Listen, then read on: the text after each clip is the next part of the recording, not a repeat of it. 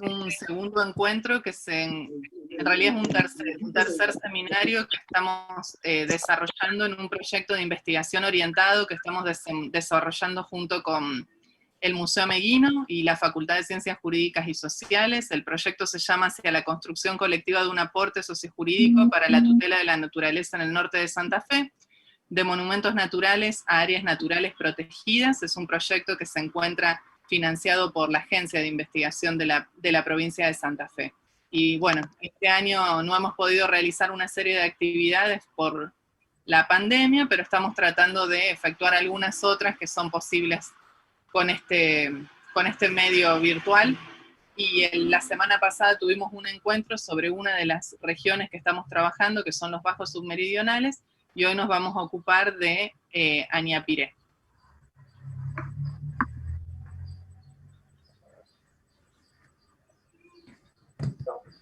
Sí, un poco lo que comentaba Vale, la semana pasada, bueno, trabajamos el tema con algunos expositores y expositoras sobre la biodiversidad de lo que es bajos submeridionales, que es un área de importancia para la conservación. Y en este caso bueno, en el caso de Aquel es un área mucho más grande, una región ya más amplia, pero ahora lo que vamos a trabajar, que es otra de las áreas que empezamos a abordar con este proyecto, son las lagunas de Añapiré, o sea que es un área considerada también de importancia para la conservación, desde alguna perspectiva, sobre todo ornitológica, empezó así, pero también invitamos hoy a otros expositores, como Gabriel Coco, que va a comentarnos un poco. Él es el coordinador del Museo Etnográfico, nos va a comentar un poco sobre el sitio arqueológico en la zona de los Saladillos. Previamente arrancaría hoy este encuentro Pablo Capovilla, que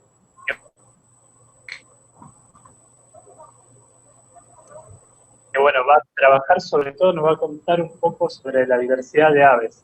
Bueno, es integrante del Museo de Ciencias Naturales del Departamento de San Cristóbal, de estudio dirigido Capivara, de la Facultad de Ciencias Veterinarias de la UNL, que es editor de la revista Piojitos y Pop. Bueno, Pablo nos comentará un poco eso, después le seguirían, Pablo va a tener unos 15-20 minutos para desarrollar el tema ornitológico y de fauna también de importancia para la conservación. Y después sigue Sebastián Lovera, que bueno, también contará un poco su experiencia entre el antes y el después de que ellos, los naturalistas, guardafaunas y más interesados, empiecen a ir a hacer algo de conservación y educación ambiental en la zona de Añapiré. Bueno, Sebastián es guardafauna honorario, secretario de Ambiente y Turismo de la Comuna de Montevideo. Y bueno, como comenté recién, después Gabriel va a tener también 15-20 minutos para contarnos un poco sobre el sitio arqueológico que está pegado a la laguna de Añapiré, ya sobre los Saladillos. Gabriel es arqueólogo y está a cargo de la coordinación y la jefatura de investigación del Museo Etnográfico y Colonial y el Parque Arqueológico Santa Fe la Vieja. Esa es un poco la idea de tratarlo en esa secuencia. Así que lo que vamos a hacer es, cada uno puede compartir pantalla, y después de compartir pantalla y hacer su presentación, le damos la palabra al siguiente, las preguntas. Les pedimos a todos los que quieran hacer preguntas que la dejen en el chat. Nosotros al final de todas las exposiciones las retomaremos y vamos a ir debatiéndola y, bueno, cada expositor podrá hacer su respuesta. Así que, bueno, le dejo la palabra ahora a Pablito. Pablito, ¿está por ahí? Sí, acá estamos. Muchísimas gracias. Muchísimas gracias, Andrés. Buenas tardes a todos. Yo voy a paso a compartir pantalla. Voy a darme una pequeña charlita centrada en las aves. Si bien en Añapiré se encuentran muchísimas especies, me centré en las especies de importancia para la conservación y a lo último, si queda algo de tiempo, algunas con interés ornitológico, tal vez turístico, que también pueden sumar. Bien, ahora comparto pantalla.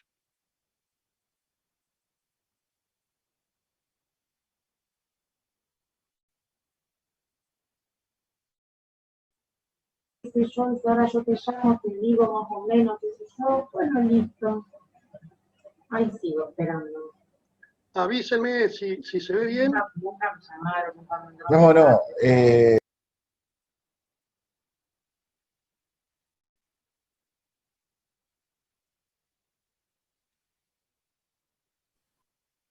Ahí está.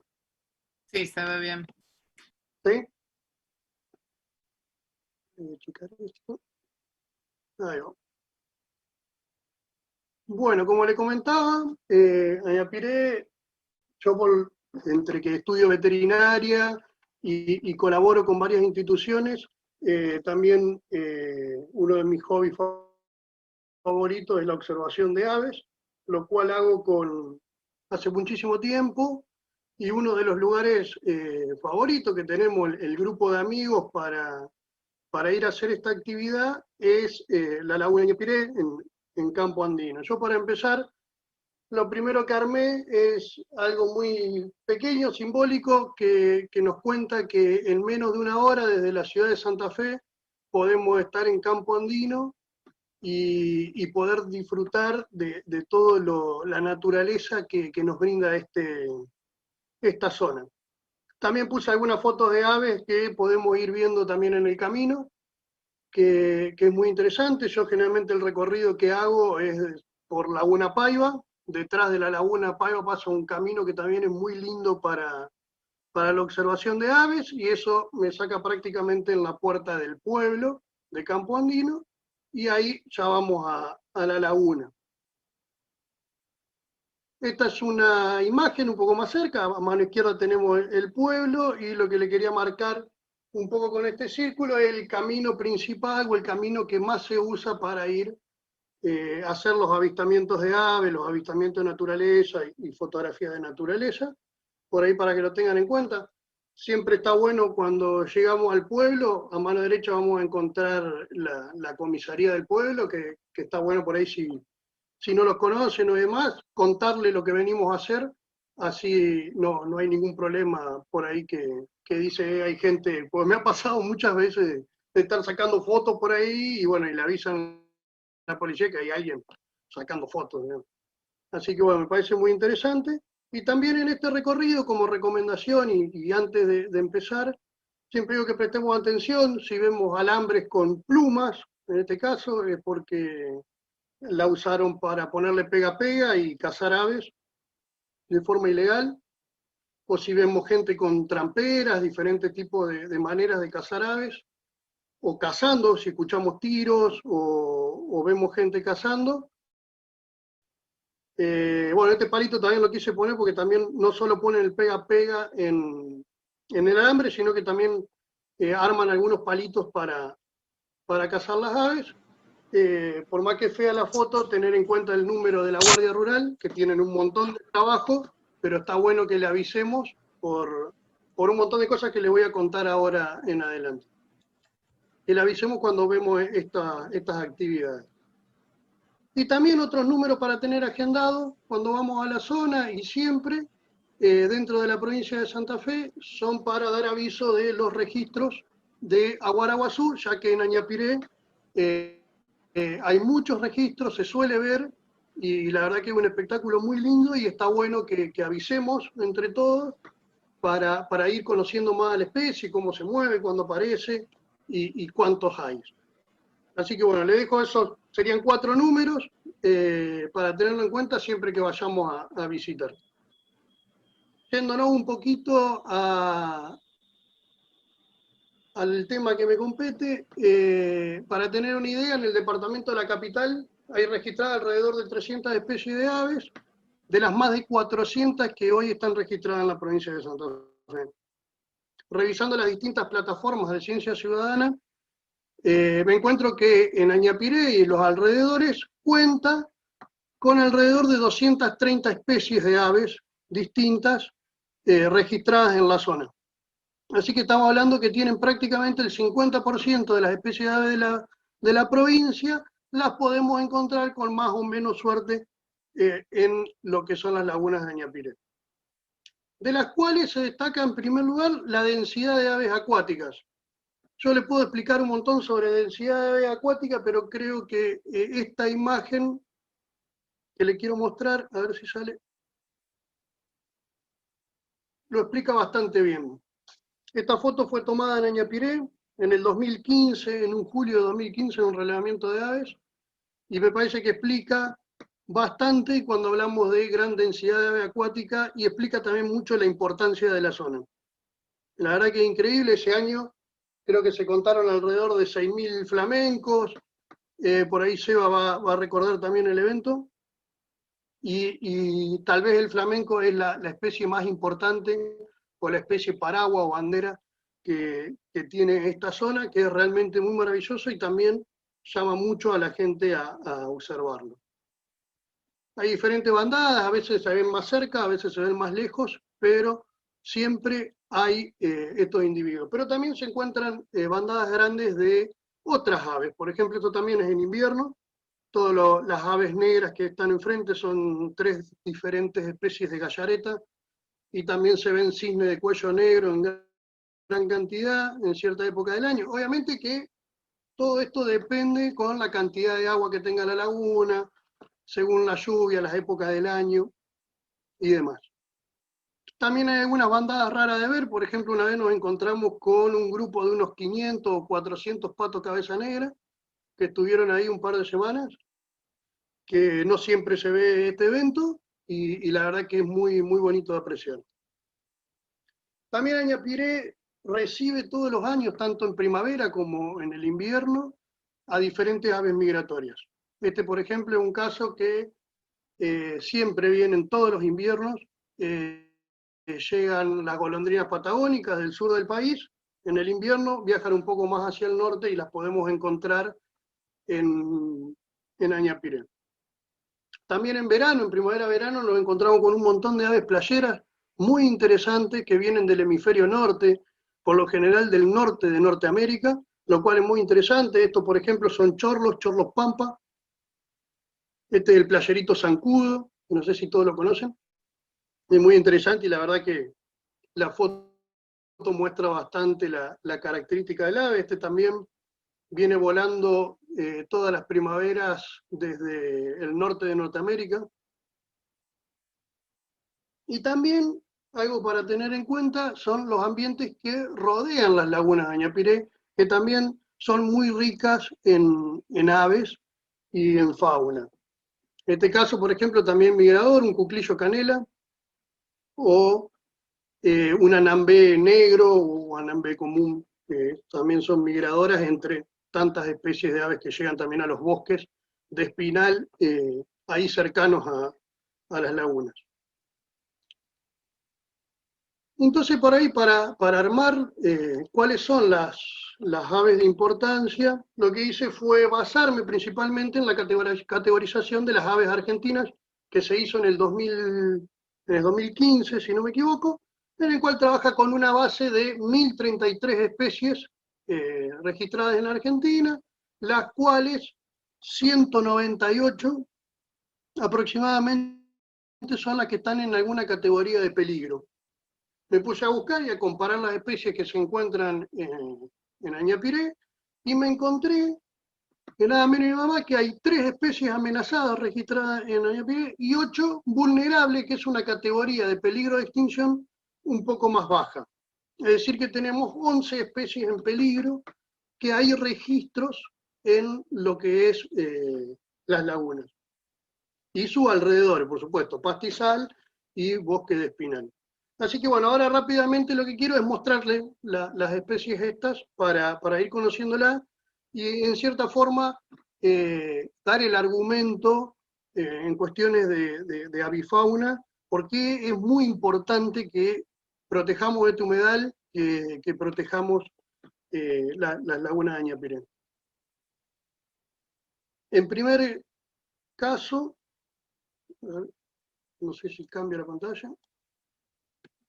Ahí vamos al teclado. El primer caso del pato crestudo es una especie amenazada en la República Argentina, la cual hay varios registros en Añapiré. Por eso es muy importante avisar a la Guardia Rural cuando hay gente cazando, porque son muy escasos estos animales y por lo general andan bastante en la zona. No sé si lo conocían, este es justamente un ejemplar, un macho por la cresta, gracias a la foto que me prestó Diego Oscar, porque si le tengo que mostrar las mías, quedan un poco de desear, pero bueno, en fin, son algunos registros. Esta ave tiene la particularidad que vuelan en fila, son unos patos muy grandes, esa sería mi foto, pero una característica que tienen es esa, que vuelan en fila por ahí para detectarlos volando. Es importante que denuncien si escuchan tiros o ven cazadores. Otra de las especies que está vulnerable a nivel nacional y a nivel internacional también es el flamenco, que ya lo conocemos todos. En la zona es muy interesante la importancia que tienen las lagunas para esta especie, porque todos los inviernos estas especies migran y bajan de la cordillera en cierta forma, o de las tierras altas, y vienen a las lagunas más abajo que hace menos frío y tienen alimento. Eso es muy importante, la existencia de Añapiré para esta especie. Imagínense que hubo registros de 6.000, 5.000 de estas especies, de estos flamencos en esa zona. ¿Algunas fotos más? Por ahí más de cerca para verlo más en detalle. Otra de las especies que está registrada ahí es el batitú. Ahí se lo marqué, eso es una foto que saqué por acá en Esperanza, en un sembrado de soja. Pero si bien es muy difícil de verlo en la zona de Añapiré, por las noches se lo puede escuchar. Estas aves migran durante la noche, se mueven bastante y muchas veces van vocalizando y se las puede detectar por eso. Por suerte está Pablo Re, que saca fotos mucho más lindas, así podemos conocer en detalle la especie. Un trabajo de EVIR Argentina, un trabajo de la ciencia ciudadana, hace muy poquito que fue publicado, cuenta cómo se mueve esta especie en el país. Está bueno para que tengan una idea y por ahí la importancia que sumamos datos todos a las plataformas de ciencia ciudadana. Y bueno, acá nos encontramos con que el batitú llega por el este del país, noreste, y se retira de su migración por el oeste. En septiembre empiezan a llegar y en abril ya prácticamente se van de nuestra zona. Son muy, muy importantes y están categorizados como vulnerables, es decir, las poblaciones tienen problemas. Otra especie que se ve poco, pero hay varios registros en Añapiré. Esta foto la tomé en realidad un poco más allá de la laguna de Añapiré, en la costa del Saladillo, pero muy probablemente las especies también anden en la laguna. El playerito canela. Este playerito canela es una de las 3 especies amenazadas que se encuentran en la laguna. Es muy interesante, es muy importante registrarla y subir a las plataformas de ciencia ciudadana, sea Argentinat, sea Ecoregistro o EVIR, los registros de estas especies. Otra de las especies que se suele ver en la laguna es el federal, muchos lo conocerán. Es una especie que está categorizada en la Argentina como vulnerable. Por ahí es más cerca de los canales y lagunas bien vegetados donde se ve, pero lo he podido ver cerca de la laguna también. El espartillero enano también es una de las especies que está vulnerable y se encuentra en la laguna, generalmente en los pastizales alrededor de la laguna, en los espartillales o los juncales se encuentra. Siempre se decía que lo íbamos a ver con más posibilidades en invierno, pero lo estamos viendo durante todo el año en la laguna. Otra de las especies que tienen poquitos registros, pero están en estado de vulnerable, el doradito pardo. Este ave, los doraditos en sí es un grupo que se distingue, son muy parecidos entre sí y se distinguen por el canto, es importante grabarlos, pero también andan en los juncales y pastizales ahí cercanos a la laguna, prácticamente ambiente acuático.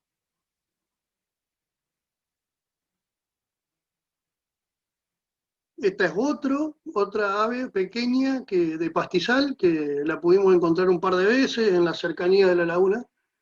El tachuricanela, justo en este caso las dos fotos son de un macho, la hembra carece por ahí del negro en la cara, creo que son más lindos. Este también está vulnerable. Esta también vienen en primavera-verano, los capuchinos y los corbatitas, muy, muy perseguidos por los cazadores para el tráfico de fauna, básicamente. Generalmente cuando vemos a alguien con el pega-pega o tramperas, son las especies que están buscando. Esto para tener en cuenta, esta es vulnerable, esta la podemos ver muy cerquita de la laguna también. Es muy interesante. Ahí siempre dejo el número de los pumas por si ven gente cazando. Esta es otra del mismo género, pero otra especie que también está vulnerable. Estas son fotos de los machos del capuchino de garganta café. En esta época, primavera-verano, es donde generalmente aparecen. Y hay un pequeño registro cercano a la laguna de esta esporofila, de este capuchino, que también es muy raro y muy buscado, pero está amenazado, es decir, que está aún más en peligro que los anteriores, y bueno, también los cazadores buscan muchísimo estas especies. Así que un poco serían esas las 11 especies según su estado de conservación que habitan la laguna de Ñepiré. Las principales causas de por qué están categorizadas estas especies es por la pérdida de hábitat, de humedales y pastizales, dos palabras que están haciendo mucho eco ahora, con los incendios, con la ley de humedales que se está pidiendo, y la caza ilegal. La caza ilegal afecta mucho tanto al pato con armas de fuego y a todas estas pequeñas aves por ahí de pastizal que siempre son presa de los métodos de caza de captura de aves vivas, ¿no? Para luego comercializarlas de una forma ilegal. Que bueno, me parece que entre todos, yendo a visitar y moviéndonos y teniendo en cuenta los números que hay que avisar en estos casos, me parece que podemos ser de una gran ayuda también. Y para ir terminando, puse algunas otras especies que son de importancia porque son lindas, porque a la gente le gusta ir a verlas, porque son llamativas, porque no se ven mucho en la zona. Así que me gustaría mostrárselas, que es el rayador, con ese pico raro, que se lo ve muy seguido, tanto en la laguna como en el río, ahí en el Saladillo. Al final de ese camino, que hoy le contaba, que vamos todos a mirar aves, desemboca en lo que vendría a ser el Saladillo. Mirasol estriado, generalmente este ave aparece más cuando la laguna está baja, con poquita agua, pero también es una de las garzas más bonitas. También aparece este tipo de playera, esto es una becasa de mar, son un poco más raras, pero la hemos registrado varias veces en la laguna. También vienen volando desde el hemisferio norte.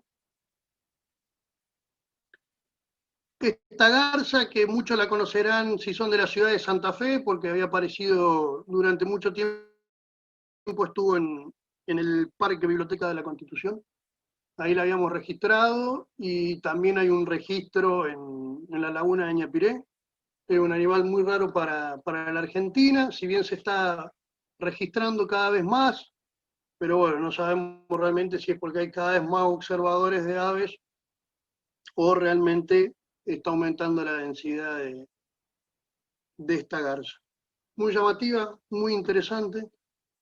A los que nos gusta la observación de aves, donde nos enteramos que está, probablemente vayamos a sacarle una foto.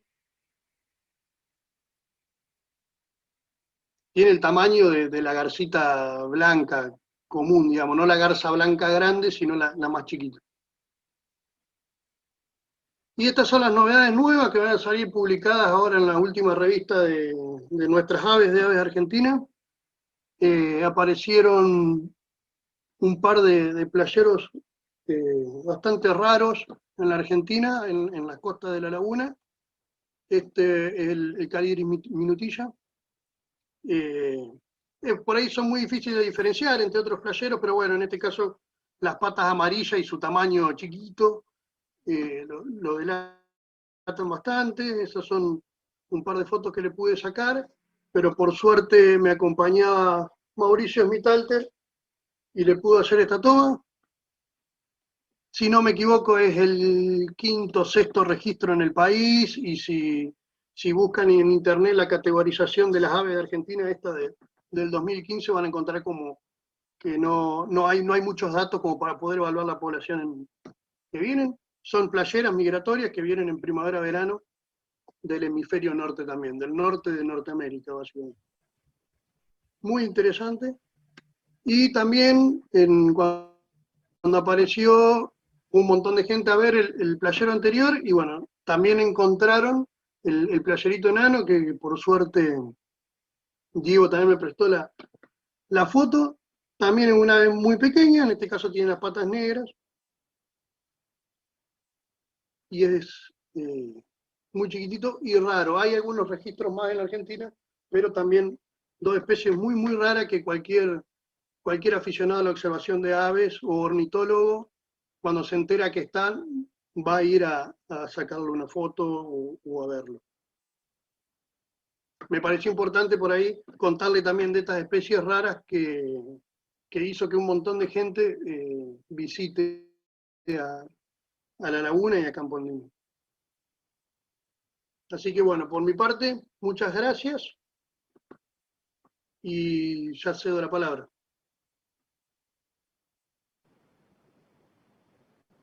Buenísimo, Pablo.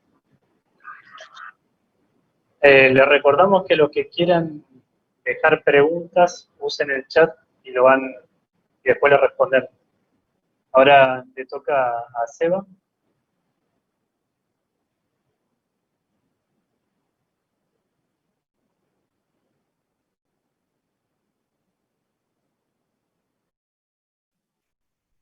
Ahora sí.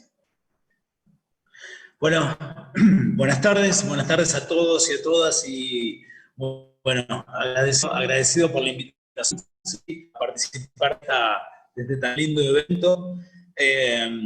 Felicitar a Andrés y Leo por el trabajo que están haciendo. Realmente quería dar un segundito por el trabajo que están haciendo en el Museo Natural de Ciencias Naturales Florentino Ameguino. Felicitar a Valeria Berros y a todo su equipo por el trabajo en Capibara, ¿sí? En Naturaleza y Sociedad. Y bueno, y saludos, ¿sí? A todas las personas que están participando. Sinceramente, gracias por estar y escucharnos sobre esta temática que realmente es apasionante lo que sucede aquí en ámbitos naturales de la provincia de Santa Fe, y particularmente en el departamento de la capital. Voy a compartir pantalla un segundito.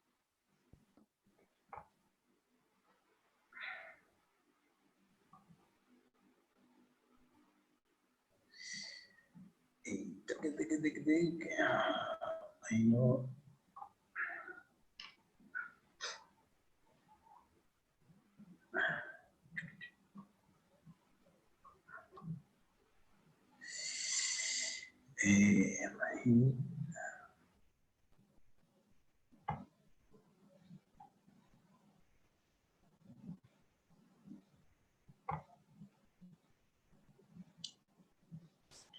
Ahí vamos, ¿sí?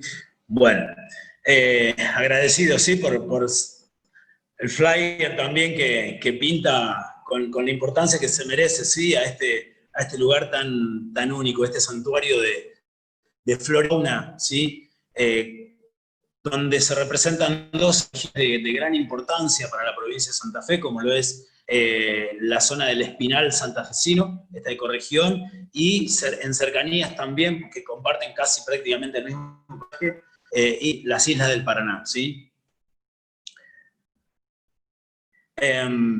Comentarles que realmente es emocionante poder describir ¿sí? Tener la oportunidad de poder describir este lugar porque personalmente es muy, muy caro en los sentimientos, que ya hace prácticamente ya años que con este grupo de naturalistas amigos, con este grupo de personas tan increíbles, y incluso a nivel familiar, ¿sí? Estamos yendo ininterrumpidamente a este lugar. Así que bueno, por eso, Lagunas de Ñapiré, en el centro este de la provincia de Santa Fe, ¿sí? Departamento de la capital, como bien decíamos recién, ahí donde se encuentra, en esta localidad de Campo Andino, de prácticamente 400, entre 400 y 550 habitantes, incluida la zona. Ahí es donde encontramos todo este paisaje, como les decía, que en cierto modo está muy poco intervenido por la presencia del hombre. Solamente hay un poco de cultivos en la región, hay ganadería también, pero todavía conserva esos relictos y esa naturaleza que caracteriza a la provincia de Santa Fe, ¿sí? En cercanías del pueblo, como lo comentaba Pablo hace un ratito, en cercanías del pueblo, prácticamente rodeado y prácticamente desde, como siempre nos gusta decir, desde el patio de la escuela, se puede observar esta serie de lagunas endorreicas, las salobres, de características de importancia, ¿sí? Y que van hacia el norte, ¿sí? Hacia el norte de la ubicación de Campo Andino, se van trasladando, y la intención de este proyecto de reservas es justamente darle protección y darle un marco desde la localidad de Campo Andino en sí, hacia el norte, cerca de unos 50 kilómetros, por unos 15 menos kilómetros de ancho, que sería digamos, el área el área de transición, el área buffer, ¿sí? Para darle justamente esta característica y este lugar de permanencia, ¿sí? A la fauna y de conservación. Este lugar, que abarca prácticamente todo el norte del departamento capital, de la provincia, que linda con el departamento también San Justo, ¿sí? Y aquí es donde ubicamos, haciendo el corredor de la ruta provincial número 2, hacia el norte, partiendo desde aquí de Santa Fe, atravesando las localidades de Montevera, de Arroyo Aguiar, de Constituyentes, de Laguna Paiva, que aquí figura aquí debajo, y ahí es donde llegamos hasta Campo Andino. Bueno, la intención es, en este lugar, concretar, ¿sí? Lo que con tanto anhelo venimos luchando ya hace lustro, por la concreción de esta reserva, ¿sí? Natural. Lagunas de Ñapiré, que significa un vocablo de aparente origen guaraní, que significa piel o cuero del diablo, ¿sí? Que ahora Gabriel seguramente va a contar la carga histórica importantísima que tiene sí, porque es muy cercano bueno, ya lo va a contar él, así que no quiero adelantarme, pero con la también de Callastay y todo lo que significó esa transición entre Callastá y Santa Fe, ¿sí? Con la ciudad propia de Santa Fe. El principal estandarte, hablando de la biodiversidad que permanece y que habita en estas lagunas, el flamenco austral, el Phenicopterus chilensis, ¿sí? Una de las 3 especies de flamencos altoandinos que posee la República Argentina, ¿sí? Y bueno, y aquí lo vemos, digamos, en su esplendor, porque en los ejemplares adultos y juveniles, bueno, que allí habitan, la verdad que son muy vistosos, son los que más llaman la atención. Nos basamos en los proyectos educativos y realmente, y el turismo que se está sacando bueno, así lo demuestran, ¿sí? Otra de las imágenes de esta particular especie, ¿sí? Contarles que también que la superficie de lo que está hoy, que está manifestado en el proyecto de ley, ¿sí? Que que se acaba de presentar y que se presentó ahora, volvió a revalidarse lo que se presentó hace un par de años atrás, como proyecto de ley en la lectura, ¿sí? En la Cámara de Diputados.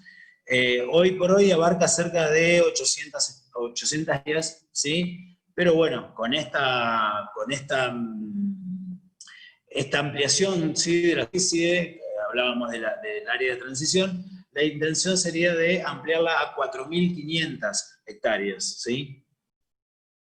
Imagínense que están todas estas lagunas conectadas, son, bueno, que se dispersan hacia el Cardinal Norte.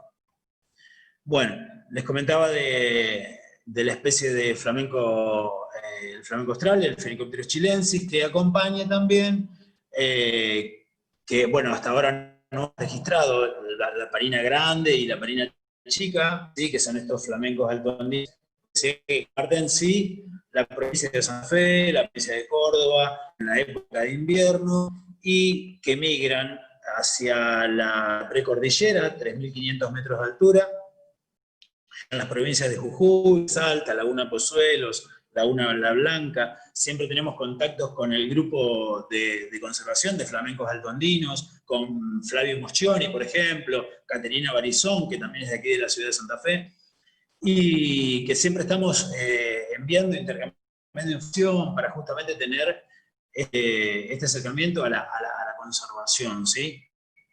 Estos registros son importantes, ese intercambio sí. Nosotros en el 2015, como contaba Pablo, participamos del Censo Neotropical de Aves Acuáticas, y bueno, justamente ahí fue donde contabilizamos 6.000 flamencos australes, en esas cerca de 800 hectáreas que tienen estas lagunas, y un poco lo que es la periferia, que es el Espinal santafesino, el Monte del Espinal, ¿sí? No solamente vemos flamencos australes, sino que también toda esta diversidad de aves que se ubican tanto en las lagunas propiamente dichas, como alrededor, porque justamente están rodeadas de los montes nativos del Espinal santafesino,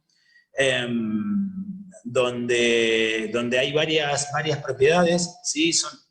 Comentarles que son propiedades privadas, ¿sí? Donde están ubicadas estas lagunas, y que los dueños ya nos han dado siempre con denuncia de ellos, es justamente por eso lo del proyecto, por eso que también, por ejemplo, Natalia Alcañarás, Blas Fandiño, de lo que es la Dirección de Áreas y Reservas de la provincia, ¿sí? Ministerio de Ambiente, bueno, ya hemos tenido charlas para justamente tratar de darle ese marco legal y jurídico a este sitio, ¿sí? A este santuario.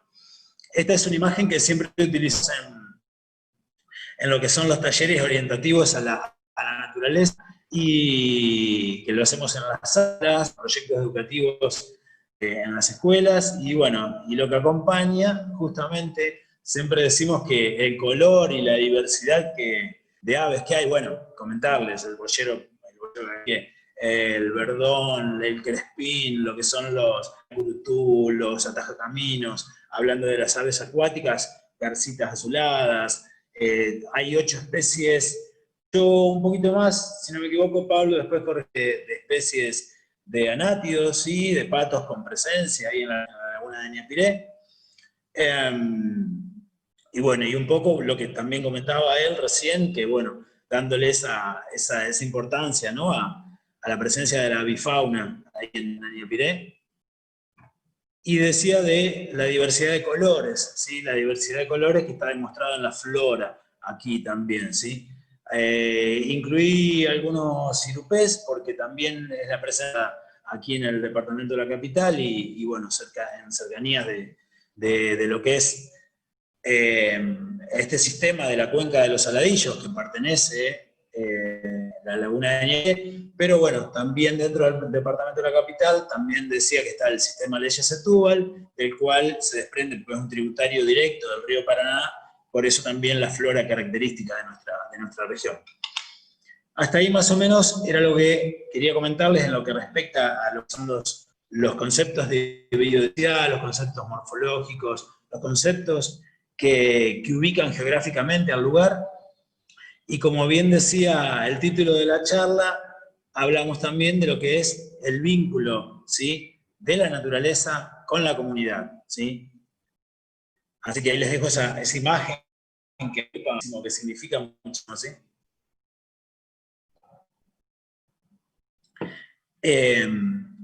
Comentarles que allá por el 2011, más o menos, que cuando comenzamos con este grupo de naturalistas y amigos, guardafaunas también, comenzamos, y compañeros de trabajo de la subdirección de ecología, ¿sí?, donde también partieron muchas cosas lindas en la intención de convertir a Ñepiré en reserva.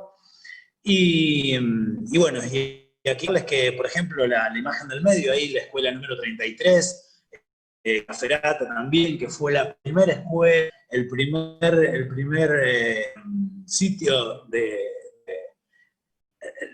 la primera institución educativa en la que empezamos a trabajar, ¿sí? Desde el mismo patio de la escuela se pueden observaban lo que era todo ese horizonte de colores y bueno, y voces de las aves que, bueno, ellos lo tenían como una naturalidad, con una naturalidad, quiero decir, totalmente franca y totalmente voluntaria para los posteriores trabajos que realizamos, ¿sí?, con los docentes. Y bueno, y ahí después ya cercano a los 14, ahí cuando empezamos con proyectos educativos, una vez que logramos, no quiero poner imágenes, no quise poner imágenes obviamente de lo que era el presente en ese momento, un antes y un después de esa llegada, digamos, porque anteriormente al 2011, ya por ejemplo, Martín de la Piel ya había hecho un montón de registros, un montón de visitas a Ñepiré con sus registros, este ornitólogo tan padrino obviamente padrino de la reserva, y que tantos trabajos interesantísimos hizo respecto a la ornitología, ¿sí? Gustavo Marino, también otro naturalista de aquí de la ciudad de Santa Fe, que nos contaba de sus andanzas por el lugar. La verdad que siempre fueron bienvenidas estas experiencias previas, pero lamentablemente lo que marcaba la realidad en ese momento, vuelvo al 2002, era la presencia de cazadores. Cazadores furtivos, porque el departamento de la capital al cual pertenece y Campo Andino es el departamento, es un departamento que está completamente vida y vedada, ¿sí? La casa en todas sus formas, casa activa, casa comercial. Y ahí en Ñepiré, en ese camino libre, donde uno tiene el acceso, ¿sí?, el que vemos, por ejemplo, en la imagen aquí superior, donde vamos con los años hasta el lugar, ¿sí? Bueno, ahí era presencia de cazadores, era la primera tarde, me acuerdo, haber compartido con estas personitas que llegábamos para, digamos, para torcer, gracias a Dios, ese rumbo, ¿sí? Y había 10 personas cazando, tenían los refugios ya armados, los árboles cortados, la fibra cortada para utilizar como escondite, ¿sí? Y poder matar cuanto bicho cruzase, ¿sí? Hablamos de coscorobas, hablamos de cisnes de cuello negro, hablamos de los mismos flamencos que estaban diezmados todo alrededor, ¿sí?, de estas casas. Así que, bueno, gracias a Dios, hoy ese trabajo dio sus frutos y hoy las escuelas, las instituciones, los clubes de los abuelos, venimos turistas, vienen, nos visitan de distintos puntos, de todos lados, turistas para la observación de aves, ¿sí? Y el pueblo mismo se aquerenció de esa idea, de esa propuesta de una reserva. Ellos mismos fueron los que comenzaron a custodiar el lugar, ¿sí? Esta imagen habla de lo que trataba, porque realmente ver a los chicos por ejemplo, de la UNL, como en la imagen superior izquierda, los chicos de tercer grado de la UNL, de una escuela de Santa Fe,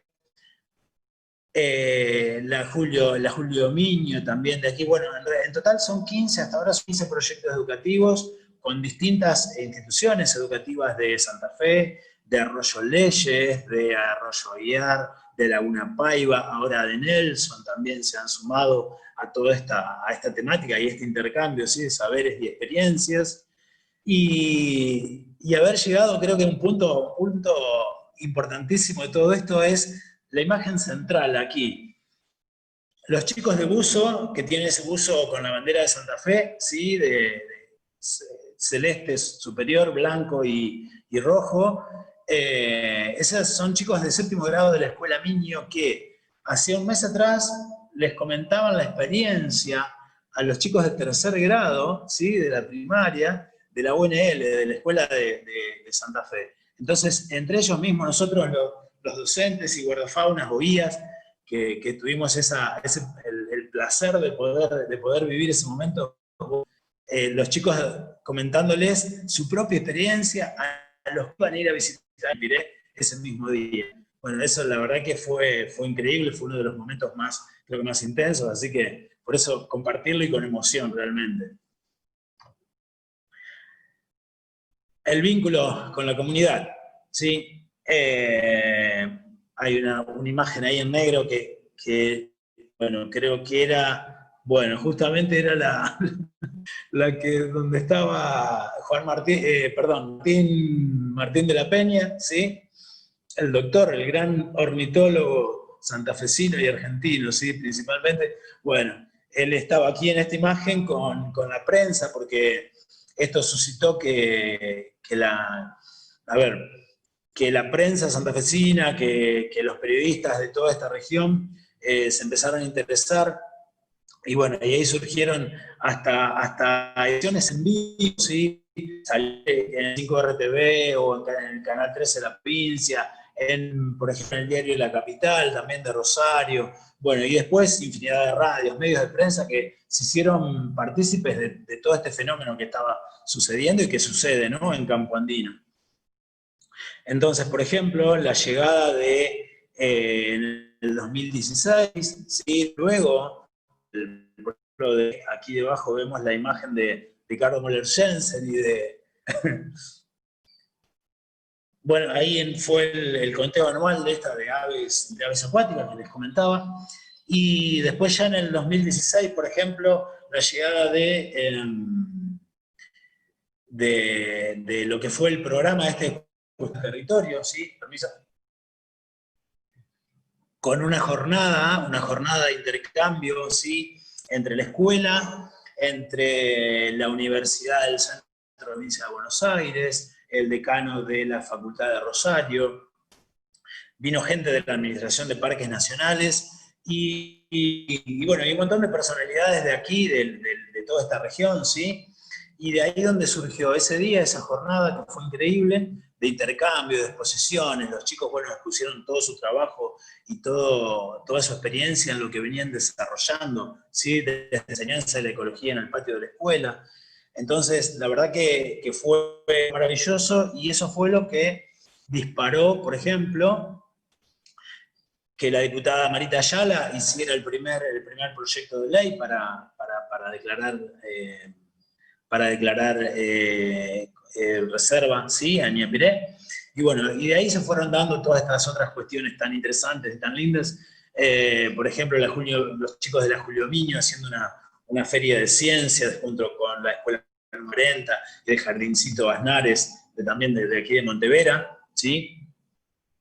Las exposiciones de ellos, hablando a las radios, hablando en la provincia, por ejemplo, en el RTV. Bueno, aquí en esta foto central también, distintógrafos y naturalistas de Entre Ríos, Andrés Bianchi, David Franco allá del norte, lo vemos ahí también a los chicos de Cerrito, de Entre Ríos. En la otra imagen también podemos verlo a Dwight, que vino desde Canadá a visitarnos, y otra de las experiencias también increíbles que fue el Ministerio con el Ministerio de Educación, ¿sí?, de la Regional Cuarta, de aquí de la provincia de Santa Fe, donde compartimos la experiencia y un día bueno, primero obviamente de trabajos en lo que respecta a la currícula y al magisterio, ¿sí?, de educación, con cerca de 50 supervisores y directivos de escuelas de toda esta región. Bueno, y después hicimos, obviamente, la posterior salida a campo, ¿sí? Hoy por hoy, Aniñapiré ya forma parte de lo que es la currícula del Ministerio de Educación, ¿sí? Como sitio de importancia para la educación y para la conservación de aves, ¿sí?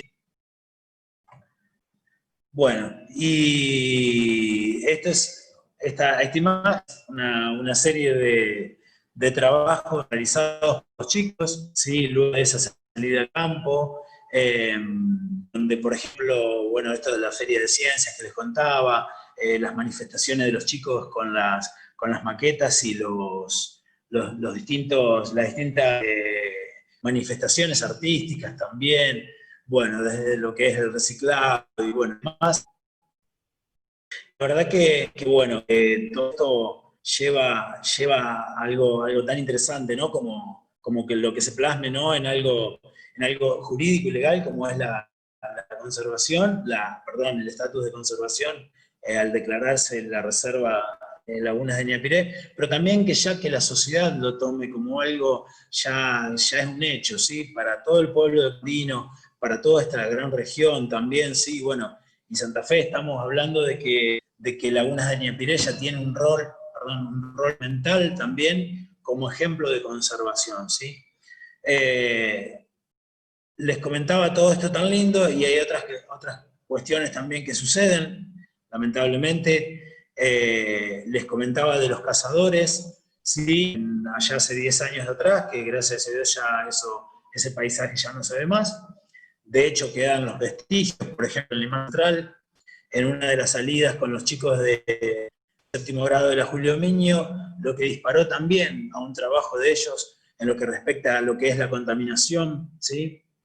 Al estudio del impacto del plomo, por ejemplo, en los humedales, ya desde lo que es la óptica de docentes y de una escuela primaria, y cómo ese ciclo de indagaciones se da por esa misma curiosidad y ese mismo interés, y bueno, y ahí hicieron ellos, los chicos, después de observar las aves, después de estar integrados al paisaje, bueno, haber visto la cantidad de cartuchos que quedaban, después de varias campañas de limpieza que habíamos hecho, resulta que conforme la comuna va haciendo el mejorado, por ejemplo, del camino de tierra, y pasa el disco, pasa la rastra, esta mecánica, ¿sí? Va levantando todo lo que eran los vestigios de los cartuchos. Entonces, 6 años después de la primera campaña que habíamos hecho de limpieza, ahí en la reserva, bueno, imagínense haber encontrado esa cantidad de cartuchos, bueno, es increíble. Hoy, lo que sucede en Ñapiré, si bien hay como una masa, ¿no? Real, si bien el hídrico, con esto de la sequía, y hace un rato la escuchaba también en otro simposio, en un congreso de parlamentarios sobre los objetivos de desarrollo sostenible, hablaba Erika Bonet, que es la ministra de Ambiente, y comentaba sobre el tema de lo que es el fenómeno natural que está provocando sequía, ¿sí? Y si bien es natural, y aquí en estas imágenes superiores, es una imagen que pinta lo que es la sequía y ese estrés hídrico que está sufriendo, no solamente la región, sino que también se manifiesta ahí en Ñapiré.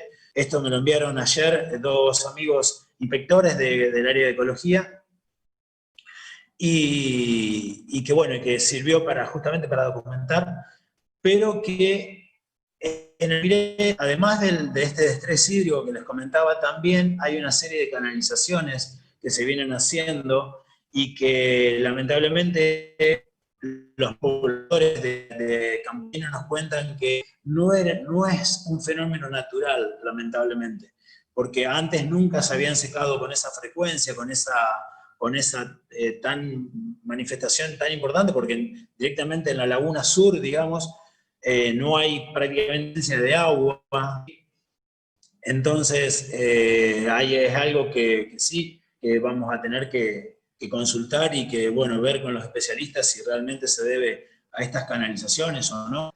Y otra sí es el desmonte.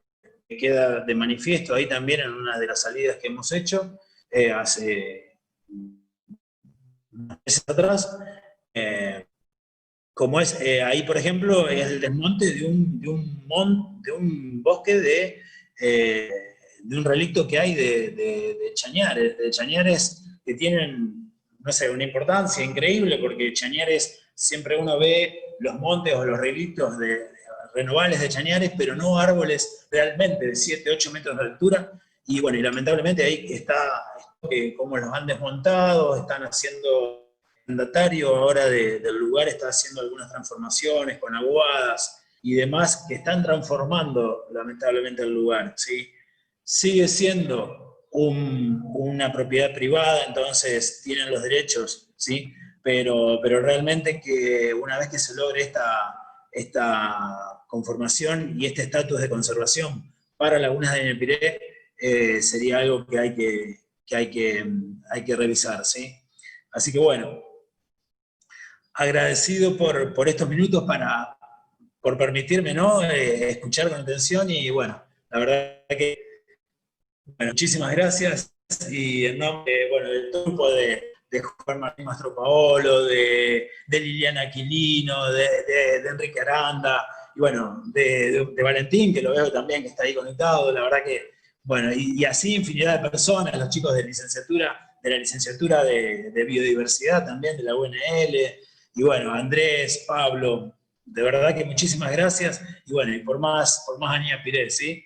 Gracias.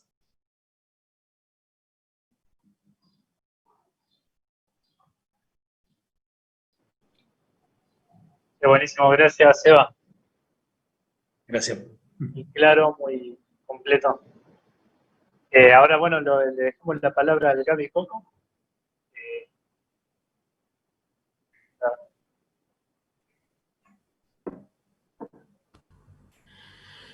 ¿Qué tal? ¿Cómo les va? Bueno, yo les voy a contar un poquito el trabajo que venimos haciendo desde el Museo Etnográfico de Santa Fe hace más de 20 años y que recientemente estamos retomando en toda la zona del sector sur del Bajo de los Saladillos y todo el sistema lagunar, Capón, Setúbal, Leyes, hasta la ciudad de Santa Fe.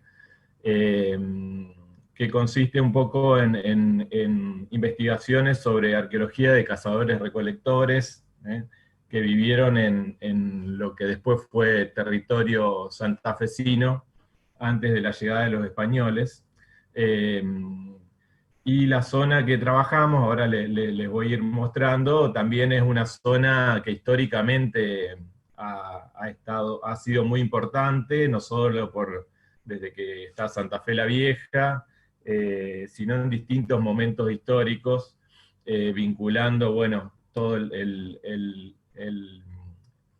las rutas comerciales desde Santa Fe hacia el oeste, y bueno, muchos acontecimientos históricos que hacen que haya una superposición de ocupaciones en esa región desde hace más de 2000 años hasta el presente.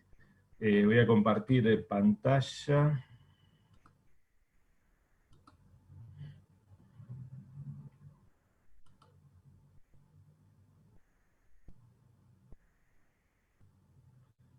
Bueno, ¿se ve ahí? Sí.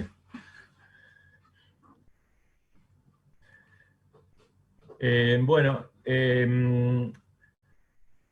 las investigaciones del Bajo de los Saladillos comenzaron hace mucho tiempo. Bueno, Carlos Ceruti fue uno de los precursores, digamos, que empezó a trabajar en la región. Y bueno, mi primer trabajo, es más, mi tesis de licenciatura en antropología fue justamente en un sitio cercano a Campo Andino, sobre el Saladillo. Y de ahí en más, bueno, comencé a trabajar en la zona, primero relevando sitios, como pueden ver en la imagen de la izquierda, todos esos numeritos son sitios arqueológicos. El 1 está a la altura de Campo Andino, y el 20 ya sobre la ciudad, en la costanera de Santa Fe. Actualmente hemos encontrado muchos sitios más. Y la importancia de las investigaciones en esta zona no solo son porque había muy pocos antecedentes, sino también porque es un área de transición entre la llanura aluvial del Paraná y las planicies pampeanas y chaqueñas, que es muy relevante para entender las dinámicas de las poblaciones prehistóricas en nuestra región.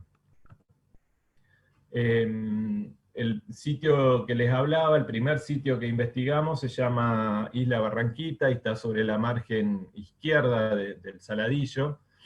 Es un sitio de cazadores-recolectores. En arqueología a este tipo de grupos que habitaron las llanuras aluviales del Paraná Medio y el Paraná Inferior, le llamamos, Carlos Ceruti le llama Entidad Cultural Goya Malabrigo, ahora se llama, bueno, Entidad Arqueológica Goya Malabrigo, en fin, antes Serrano le había llamado a los ribereños plásticos.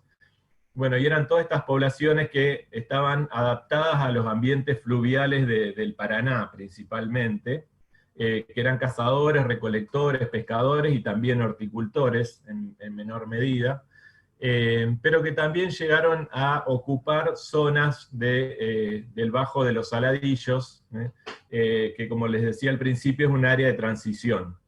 En ese lugar, el primer sitio que excavamos es el que se llama Isla Barranquita 1, y también encontramos restos humanos en la superficie en un sector cercano que se llama Isla Barranquita 2. Como pueden ver ahí, algunos de los apéndices zoomorfos, que son los característicos de las poblaciones indígenas del río Paraná, que bueno, representan de distintas maneras a la fauna que tenemos en la zona. En este sitio, como ven ahí el Saladillo, esas pequeñas barrancas que son parte de planicies. El Bajo de los Saladillos está formado por una serie de paleocauces del río Paraná, y sobre ella hay 2 o 3 planicies. En ese lugar encontramos, bueno, este sitio con un entierro secundario múltiple de 8 individuos, que es, bueno, parte de las costumbres funerarias de estos grupos, que son reenterrar, digamos, lo que nosotros hacemos ahora con la cremación o un segundo entierro, y en muchos casos son múltiples, pero esto se daba en el mismo lugar donde vivía la gente. Lo importante acá, en relación a todo lo que estuvieron hablando anteriormente, es que son grupos, eran grupos móviles, que tenían un área, un campamento, un sitio residencial, pero que tenían una gran movilidad, que podían ser de decenas o más kilómetros, en un circuito, digamos, planificado. No es que iban en busca, como hay algunas nociones de los cazadores-recolectores, que iban buscando comida desesperadamente, sino que conocían muy bien su medio ambiente y iban aprovechando los diferentes recursos de acuerdo a las diferentes épocas del año. Son mucho más visibles los sitios en las barrancas o en las costas de los arroyos o ríos, por la misma erosión lateral que producen los cursos de agua, pero este tipo de sitios también se encuentran hacia el interior, es decir, hacia el oeste de esta región. El otro sitio, Isla Barranquita 2, está muy cerquita del otro, pero como vamos a ver después, son de 2 momentos distintos cronológicamente, y si bien este sitio tenemos que continuar investigándolo, probablemente sean de grupos que no estaban emparentados, sino que son diferentes. El otro grupo, que Carlos Ceruti le llama Entidad Cultural Esperanza, que fundamentalmente está asociado a las llanuras entre las sierras cordobesas y esta región, pero también aparecen en Santiago del Estero. Está caracterizado por grupos de cazadores-recolectores, con un modo de vida diferente a lo de los ambientes fluviales, y una de las características, rasgos más importantes es la construcción de hornos de tierra cocida, hornitos de tierra cocida, como el que se ve ahí al pie de un entierro primario, de los cuales hay distintas teorías acerca de su uso, para cocción de alimentos, para almacenamiento, y estos hornitos aparecen desde esta región y se extienden y llegan hasta Mendoza. La Rioja, Mendoza, aparecen sitios con este tipo de construcciones, una especie de silos subterráneos, y suelen aparecer en lugares donde hay erosión superficial, decenas o hasta 100 hornitos juntos, algunos pegados unos a otros, pero suelen aparecer en mucha cantidad. En este lugar, que es en la Laguna del Capón, la margen oeste de la Laguna del Capón, relevamos 33 hornitos que estaban junto a este que vemos acá. Así que esto estaría representando otro modo de vida que en esta región del Bajo de los Saladillos se superpone, convivió o compartieron territorio con estos que llamamos Goya Malabrigo. Los Goya Malabrigo son los que después los españoles, cuando llegan, llaman los Quiloasa, los Chaná, los Timbú, los Calchines, que ahí ya los conocemos con nombre, pero ya por los estudios arqueológicos hechos en el Paraná Medio, en el Paraná Inferior, se ve que hay una continuidad temporal y son las mismas poblaciones. Bueno, ahí tenemos alguna imagen más del entierro. Ahí tenemos, bueno, el relevamiento de los hornitos estos en ese sector. Esta es cercano a Arroyo Aguiar, donde hay muchos sitios arqueológicos, tenemos relevado. Y nosotros actualmente estamos trabajando junto con investigadores de la Universidad de La Plata, con un bioantropólogo que se llama Mariano del Papa, con otro arqueólogo que se llama Guillermo Lamensa. Retomamos justamente a principios de este año las prospecciones es buscar sitios arqueológicos, hacer un relevamiento de la región para localizar sitios arqueológicos, documentarlos y eventualmente después excavar algunos de ellos, que bueno, se vio un poco interrumpido por el tema de la cuarentena, pero bueno, yo pude seguir haciendo algunas salidas de campo y bueno, trataré de seguir aprovechando esta bajante extraordinaria que también para la arqueología es una oportunidad única de localizar algunos sitios que habitualmente están actualmente bajo el agua, o habitualmente en años normales bajo el agua. Y en cuanto a los fechados, es muy interesante porque a nivel regional, digamos, hasta hace poco tiempo los fechados más antiguos teníamos hace unos 2000 años antes del presente, prácticamente en toda la provincia de Santa Fe, salvo un sitio que se llama Laguna el 12, cerca de Venado Tuerto, que tiene 8000 años, que está más relacionado con la llanura pampeana, pero en toda esta región del Paraná Medio, Bajo de los Saladillos, incluso en la zona del Salado, no había fechados mayores o más antiguos de 2000 años. Y recientemente pudimos fechar algunos sitios. Nosotros teníamos fechado el Isla Barranquita 1, que fue el primero que les mostré, que da 1280 años antes del presente, y pudimos fechar 3 sitios más, que es Isla Barranquita 2, que está pegado a ese, que nos dio 2900 años, a principios del Holoceno tardío, y otros 2 sitios en la Laguna del Capón, que dieron 2300 y 2400 años antes del presente. Entonces esto marca también la importancia en cuanto a los recursos culturales que están en esta región, para el conocimiento de la ocupación del territorio, desde tiempos ancestrales hasta la actualidad, ¿no es cierto?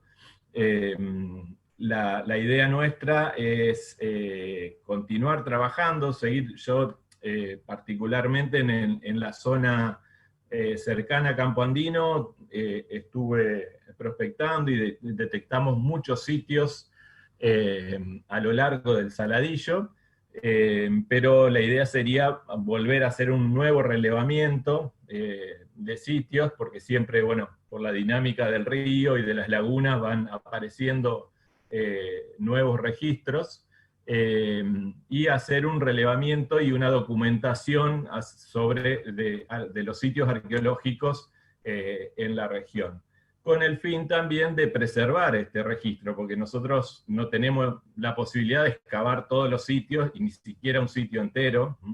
Entonces es muy importante la preservación de los sitios, porque son registros únicos sobre el poblamiento en esta región. Y en relación a otros sitios del Paraná Medio y del Bajo de los Saladillos, acá pueden ver más o menos una línea temporal, donde tenemos este sitio y la Barranquita 2 como uno de los más antiguos, y algunos de los otros que mencioné también entre los más antiguos. Y lo interesante de esto que les planteaba al principio, de esta área de transición, entre lo que podría llegar a ser dos grupos con orígenes diferentes. El grupo, esto que llamamos Goya Malabrigo, que está vinculado al Paraná, que tiene un origen probablemente que relacionado con ambientes fluviales de más al norte, cercano de Brasil, y otro grupo muy relacionado a la llanura, a los ambientes de llanura, y que se habrían movilizado de este a oeste, entre esta zona cercana a la llanura aluvial del Paraná y las sierras cordobesas. Así también lo demuestra un poco el registro de los materiales que aparecen, donde aparecen algunos instrumentos hechos con rocas provenientes de las sierras cordobesas, y materiales asociados a otros sitios que hay, por ejemplo, en la laguna Mar Chiquita y en áreas cercanas. Así que bueno, la idea bueno, con Andrés habíamos estado conversando, es aprovechar y hacer un buen relevamiento de todos estos recursos culturales asociados a los naturales, digamos, no de forma, de una manera vinculada, no disociada, que me parece importante, y principalmente en las áreas que sean protegidas, para tener un registro, así como se hace un registro de la fauna, de la flora, también tener un registro de este tipo de rasgos culturales, y bueno, con el fin de continuar la investigación, y principalmente la preservación. Muchos de estos sitios también encontramos recientemente aquí en la laguna Setúbal, en ambas márgenes de la laguna. Contrariamente a lo que se piensa, hay muchísimos sitios arqueológicos en la región, de ahí la importancia de preservarlo, porque bueno, todo esto contribuye a conocer más. Y después, esto también están asociados a algunos otros sitios históricos, que también sería interesante investigar, algunos localizar, donde hay documentación, hay documentación, cartografía histórica, que también se suma a todo esto que nosotros vemos como un proceso de poblamiento, es decir, cómo fue usando la gente el mismo territorio a lo largo del tiempo, ¿no? Desde hace 2900 años hasta la fundación de Santa Fe y todas las etapas posteriores al traslado de la ciudad y hasta la actualidad. Así que bueno, esa es la idea. Nosotros vamos a seguir trabajando en esto, junto con los colegas de la Universidad de La Plata, y bueno, y con el fin de poder excavar más sitios para obtener más información, y también hacer estudios analíticos que nos permitan saber más cuestiones sobre la cronología, y también hay muchas otras cuestiones interesantes de los sitios arqueológicos, como es la fauna, ¿no? La fauna que aparece en los sitios arqueológicos, para ver qué tipo de de animales se consumían y qué tipo de animales estaban disponibles o vivían en esta región hace 2000 o más años de antigüedad, en relación a lo que a la flora y la fauna actual.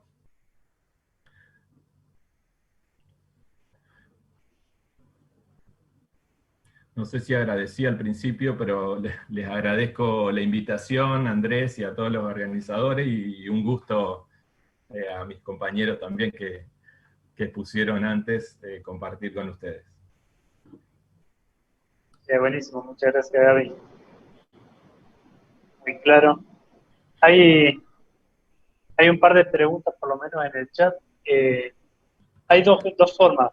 Puede ser que una que es Celeste Medrano y otra Teresa Suárez. Si quieren preguntarla directamente, Celeste, está por ahí. No la leo. Estoy. Hola, ¿cómo están? Buenas tardes. Como para haya más interacción. Está bien. La señal anda más o menos en la costa, así que bueno, pero no. Quería preguntarle a Gabriel si se puede ver algún tipo de interacción con la fauna en los interrogatorios. Ahí justo al final nombraste algo. Yo he estado conversando con el grupo de Guillermo pero bueno, nos hemos concentrado, él tiene un colega también que está trabajando en la zona del Chaco, y nos hemos concentrado en esa zona, pero yo vivo acá en Santa Fe, y bueno, y te quería consultar sobre eso, sobre o sea, entiendo que el tema es extensísimo, pero si se ve algún tipo de interacción con la fauna en esos enterratorios. En los entierros hemos encontrado asociado a cerámica, a contenedores de cerámica. En el caso del primero, con cuentas de collar, hechas con valvas de moluscos. Y después tengo registro de otros sitios que no excavé, que fueron encontrados por gente de la zona, de Arroyo Aguiar, donde aparecen asociados a algún cánido también. Junto con los enterratorios. Lo que pasa es que no los pudimos excavar nosotros, o estaban superficiales y juntaron, entonces no podemos saber si es clara la asociación, pero también hay un sitio que no excavé yo, que lo excavó otro grupo también en la Laguna El Capón, en el norte de la laguna, cerca del campo del ejército, pero en la costa, donde aparece un colmillo de puma probablemente en el entierro, en un entierro secundario. Eso es lo que pudimos, digamos, relevar hasta el momento.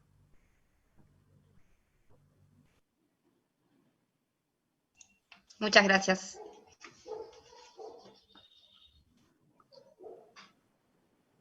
Después hay Teresa Suárez.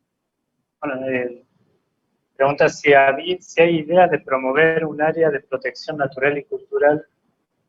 Bueno. Eh, Hola. Sí, ahí está Teresa. Sí, saqué el micrófono, no sé si se escucha. En el seminario anterior, los que hablaron del ambiente natural evaluaban la posibilidad de determinar zonas de protección de la naturaleza. Y ahora con lo que expuso Gabriel, de paso gracias a todos los expositores, pensaba que si puede haber zonas coincidentes de lograr un área de protección natural cultural, sobre todo cercano a las poblaciones que tienen imaginarios y representaciones respecto de esos restos indígenas. Porque, por ejemplo, yo soy de Laguna Paiva y yo recuerdo desde que era chica que tanto en la zona de Laguna Paiva como San Pedro, etcétera, la gente salía a caminar y encontraba restos de los sitios arqueológicos.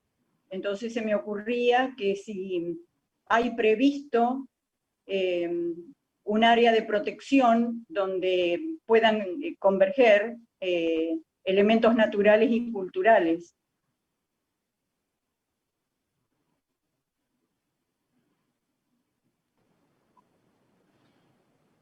No sé, Gabriel, si querés contestar. Hola Teresa, ¿cómo andás? Hola. Sí, la verdad, bueno, sería la idea. Nosotros tenemos un ejemplo en Cayastá, que es el parque arqueológico que está pegado a una reserva natural, que es la Reserva Natural de Cayastá. Que bueno, gracias también a Zapata Goyán, que fue uno de los que pensó en esto, en preservar un área natural vinculada para que la gente pueda saber cómo era el territorio en épocas de Santa Fe la Vieja. Pero creo que sería interesante, al menos, no solo lo que tiene que ver con las cuestiones arqueológicas, sino con lo que vos decías, en otras áreas naturales de la provincia creo que se podría hacer perfectamente, digamos, no son cosas incompatibles, al contrario. Pasa que siempre estuvo pensado desde áreas distintas, bueno, pertenecen a ministerios distintos, y me parece que de acuerdo a las concepciones actuales que hay acerca del patrimonio cultural y natural, no disociado, como se pensaba antes, creo que sería lo que habría que hacer, digamos. No solo pensar en la protección de ambientes naturales y documentación y registro, sino también lo natural y lo cultural vinculado, y teniendo en cuenta los vínculos que existen desde las distintas percepciones de las distintas poblaciones, ¿no? Es un poco lo que había surgido esta inquietud, que era justamente por el diseño de áreas protegidas, porque la parte de los sitios arqueológicos que está contemplado dentro de la ley provincial, pero bueno, nos preguntábamos esto, por ejemplo, en Añapiré, vinculamos las dos cosas, porque dijimos que Añapiré está enfocado un poco a la parte más de la laguna, por el objeto de conservación principal, que ha sido la diversidad de aves, o sobre todo en el área de concentración de flamenco. Pero, por ejemplo, ¿qué pasaba si incorporábamos la mirada de los sitios arqueológicos que están cerca? ¿Cómo cambiaría el diseño del área protegida de acuerdo a la suma y la integración de otros objetos de conservación? Que fue un poco la propuesta esta de invitarlo a Gabriel para que empecemos a charlar estas cosas también, porque a veces no, los que somos más naturalistas aportamos más a eso, y es por esa segmentación de conocimiento, y justamente está bueno esto, cruzarnos, charlar más, y por ahí cambia un poco hasta el diseño de áreas protegidas, de áreas propuestas y demás. Hay una consulta, por ahí una pregunta que tiro yo. Los sitios arqueológicos ahora están totalmente sin protección. O sea, sumaría bastante a la conservación de esos sitios, declararlos, cubrirlos, digamos, por un área protegida. ¿Qué pensás, Gabriel, de acuerdo a tu experiencia respecto a que vayan y escarben los sitios, como, no sé, personas que, digamos, no tienen nada que ver, digamos, intervengan en el área? La naturaleza Sí, con personas. Y tenemos, creo que, entender, y si esta pandemia no nos despertó, no sé ya qué nos va a despertar, pero que los problemas locales son problemas globales. El problema del tráfico en China hoy nos terminó afectando a nosotros. Y Argentina también tiene estos problemas. También hay enfermedades zoonóticas que pueden pasar de los animales a las personas.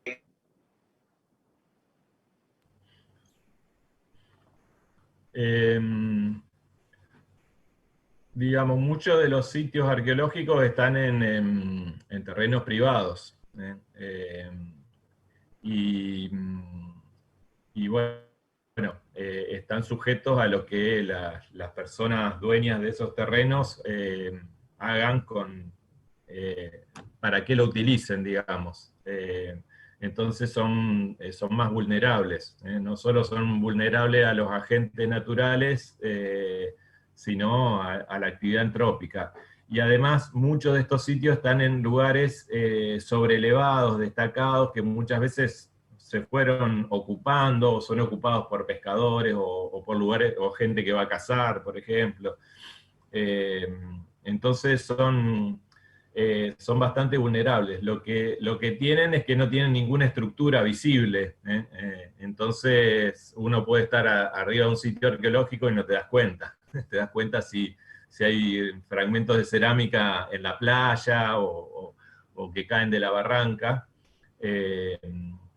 Pero creo que sería importante porque ya de por sí los factores naturales como la erosión hídrica los va destruyendo, digamos, o modificando la actividad antrópica mucho más en estos casos.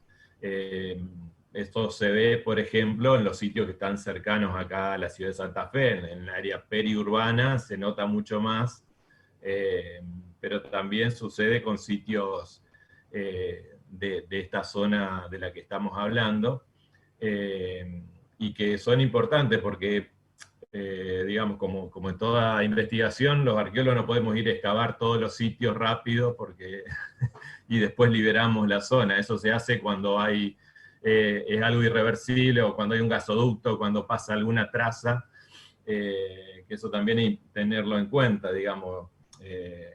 Pero en general es importante la preservación de los sitios porque es preservar un documento bajo la tierra que nos puede dar mucha información. Así que creo que sumaría. Y si al menos preservamos los sitios que están dentro de un área protegida, bueno, va a haber otros sitios fuera de esa área, pero bueno, nos aseguramos que estamos preservando una muestra importante de sitios arqueológicos.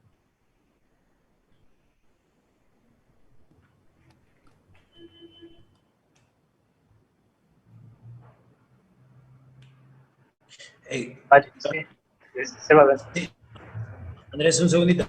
No, quería agregar simplemente a lo que está comentando Gabriel, que por ejemplo comentarles que respecto al proyecto de ley, Reserva de Ñapiré, una gran sección por ejemplo, de la fundamentación para el proyecto de ley contó con el aporte de Gaspar Borra, ¿sí? Nuestro amigo historiador, y la verdad que dejó también como, digamos, como uno de los fundamentos para poder realizar esta conservación, que no solamente de lo que es el ambiente y la biodiversidad, sino que también la carga histórica, la carga cultural que tiene el Campo Andino y toda esta región, también merece su aporte, ¿sí? Simplemente eso. Está de manifiesto en este proyecto de ley, ¿sí?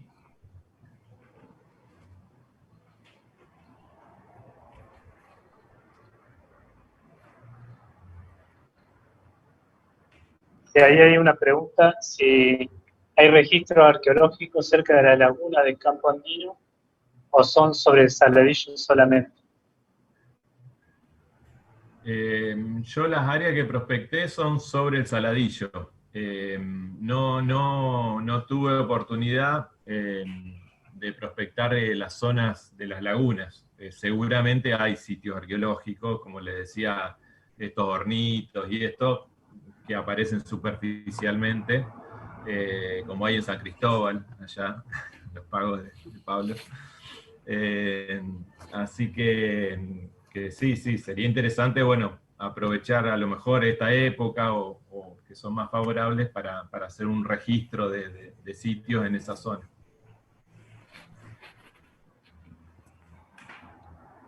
Claro, un poco lo que preguntaba era exactamente eso, digamos, y dentro de lo que está planteado como reserva en Ñapiré, ya tenés algunos registros de yacimientos arqueológicos, o por ahí estaría bueno también decir, bueno, le metemos a buscar cerca del área, cosa que impulsando el proyecto también sumamos lo que está un poco más cerca con lo que está dentro.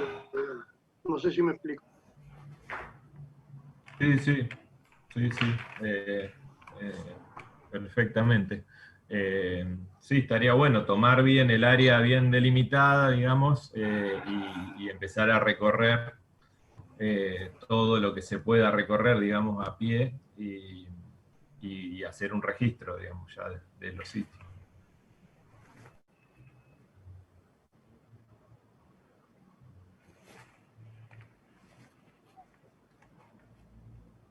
Vale, si querés hacer algún comentario, ahí escribí algo. Sí, yo ahí justo había comentado, porque en la ley que tenemos acá provincial está esa dicotomía entre las áreas naturales más naturales y las más culturales. Este sería un caso que necesitaría, no sé, habría que pensarlo bien porque habría que juxtaponer dos tipos de áreas. Vieron que hay una clasificación, que es la que analizamos en el primer seminario. Así que, bueno, es todo un desafío ese porque no está prevista, por lo menos dentro de las categorías, como una combinación tan clara. Yo creo que lo menciona habría que ver después la ley, yo no me acuerdo bien el detalle, pero como que lo mencionan como objetos de conservación que son para tener en cuenta a la hora de definir la importancia de un área. El tema es que sí, yo hasta ahora no vi ningún caso, un ejemplo, digamos, concreto dentro de la área de Santa Fe, que haya contemplado los sitios arqueológicos, por ejemplo, para definir un área protegida. Capaz que me equivoco, pero me parece que no hay eso.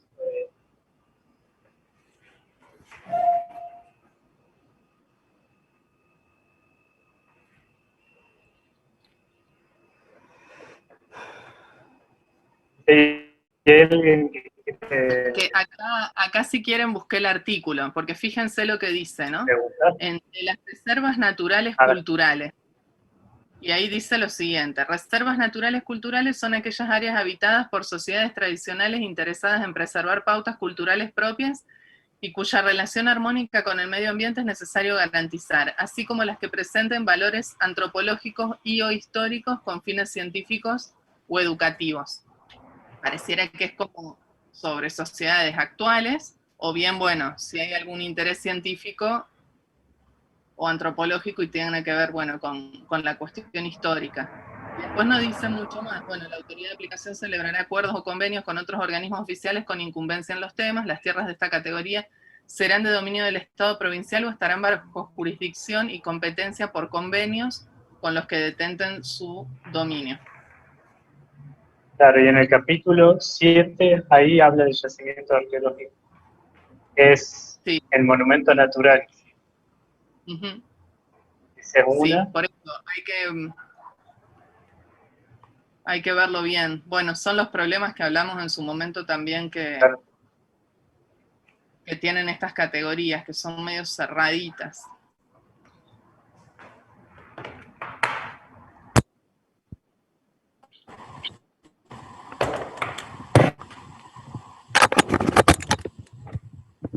Porque pero en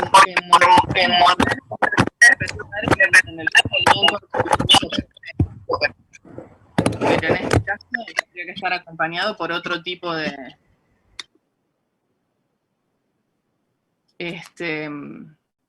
por otro tipo de área que tenga que ver más sí con las especies y demás. No sé, estoy pensando en voz alta.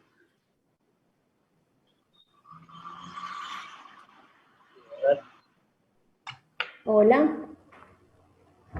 Sí. Hola. ¿Martina? ¿Hola? Ahí, ella está ahí en el chat. Hola. ¿Hola? Hola.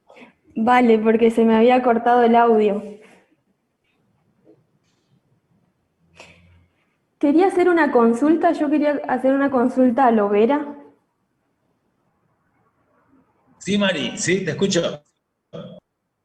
Perdón si corté algún tema, pero se me terminó el audio y bueno, quería hacer una consulta. Bueno, yo soy Marina Minuti, casualmente soy de Campo Andino y quería consultarte si el proyecto que ingresó fue el de Ayala, el que perdió estado parlamentario sería, creo que en 2018, 2019 lo habían presentado, y ¿quién lo ingresó ahora? ¿Desde qué bloque? Sí, sí, Mari, bueno, muchas gracias por la pregunta. Lo acaba de Sí. ingresar, lo ingresó Esteban Lenzi, ¿sí? Diputado también socialista.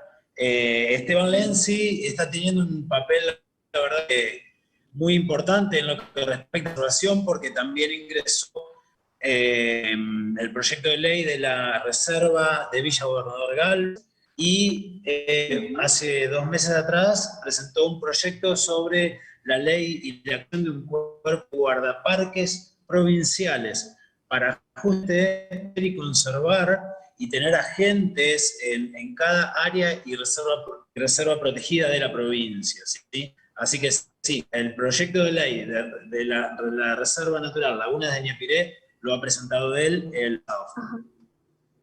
Bueno, yo quería preguntarles porque estoy por el momento así colaborando en varias cosas, pero tengo acceso a, de última, si hay que hablar con algún diputado, particularmente del bloque radical, en lo que yo pueda colaborar. No estoy muy inmiscuida en el tema, a pesar de que soy local, estoy a no sé, 200 metros de la entrada ahí de la laguna. No, falta mucho todavía por trabajar, no hay mucha difusión dentro de la localidad. Yo me entero muchísimas cosas por usted ahora, pero se ha hecho muchísimo. Se ha hecho muchísimo y el cambio se nota, lleva tiempo, pero se nota. Así que en eso quedo a disposición si necesitan. Bueno, Mari, dale, muchísimas gracias, ahí vamos a estar en contacto, ¿sí? Bueno, cualquier cosa, siempre pertenezco a los grupos que por lo general organiza Valeria en investigación, así que por eso me informé un poco de esta actividad. Y los felicito a los que expusieron. Bueno, muchas gracias. Era eso. Bien.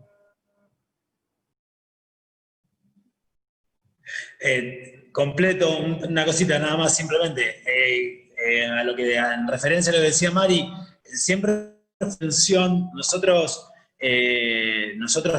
todo tipo de naturalistas, como decía, de que arrancamos ya hace casi 10 años, siempre fue la atención, porque por ejemplo, Pablo, que es de aquí de Esperanza, de San Cristóbal, pero permanece mucho en Esperanza, nosotros de aquí de la ciudad de Santa Fe, de Entre Ríos, y otras personitas que han tenido ese papel o ese rol preponderante para lograr este cometido, ¿sí? Pero siempre, el primer momento fue de fortalecer, ¿sí?, al poblador y a la persona que vive, ¿sí?, en Campo Andino. Desde el presidente de la comuna, desde Néstor, desde la Emilce, de la docente, de los Cáceres, de Mirta Huigues también. Con Mirta hicimos, por ejemplo, distintas capacitaciones sobre turismo sostenible, sobre la observación de aves también. Fuimos colaborativos en esta cuestión para que el poblador y para la persona que habita, ¿sí?, Campo Andino sea justamente la que muestre su fortaleza, su historia, su identidad de pueblo, y que realmente pueda demostrar quién es mejor de demostrar esta riqueza en biodiversidad, la historia y la identidad del pueblo, que la misma persona, que el mismo vecino. Así que, Mari, bienvenida. Si cuando quieras charlar, nos ponemos en contacto. Y bueno, esto, la verdad que estas son los resultados de este intercambio, ¿sí? Muchas gracias. Sí, tenía conocimiento por Mirta, es mi vecina, y la verdad que apoyo mucho lo que ella hace, y sé que hay mucha gente interesada, y hay que buscar la manera de llegar a más. Yo más bien estoy acá en Santa Fe, pero por eso les preguntaba, ¿puedo acercar? A ver, sí, está prendido el micrófono.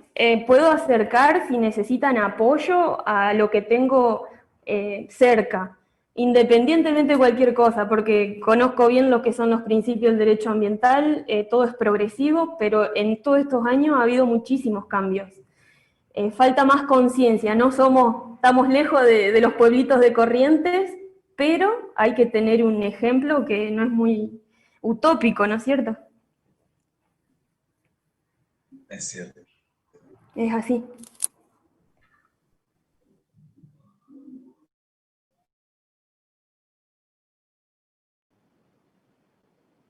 No sé si hay alguna pregunta más por ahí.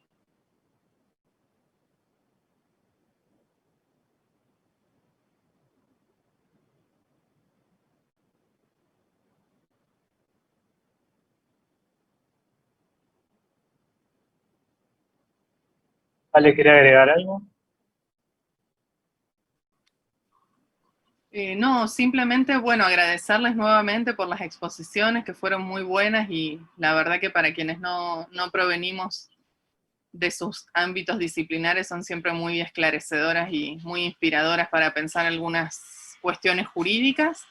Y bueno, despedirnos, no sé Andrés si vos querés mencionar algo más, la idea es poder reactivar el proyecto en cuanto podamos en algunos temas presenciales, y bueno, de hecho ir a Campo Andino es una de las actividades que tenemos pendientes, así que ahí seguro Marina te vamos a estar molestando con alguna cuestión. Ahí Sí, vale. Natalia Natalia dejó un comentario. Natalia. Bueno, con el ministerio nosotros estamos en contacto, hemos tenido algunas reuniones ya, así que es un trabajo también en diálogo con ellos y con el área específica que se encarga de esta materia. Sí, bueno. Ahí se quiere hablar, Nati.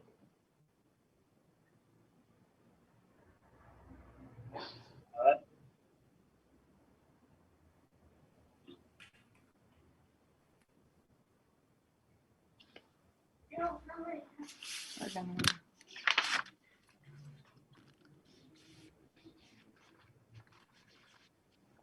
¿Cómo hacer para no poder sacarte el... Ah, tiene roto el micrófono.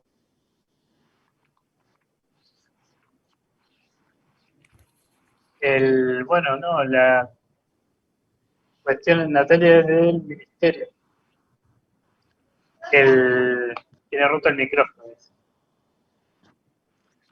No, bueno, que por mi parte nomás el tema de que está bueno, la verdad que está muy bueno el enfoque también de empezar a mirar la parte de los sitios arqueológicos para empezar a integrar la parte también dentro del diseño de áreas protegidas, así que seguramente con Gabriel vamos a seguir comunicados y viendo a ver en qué podemos colaborar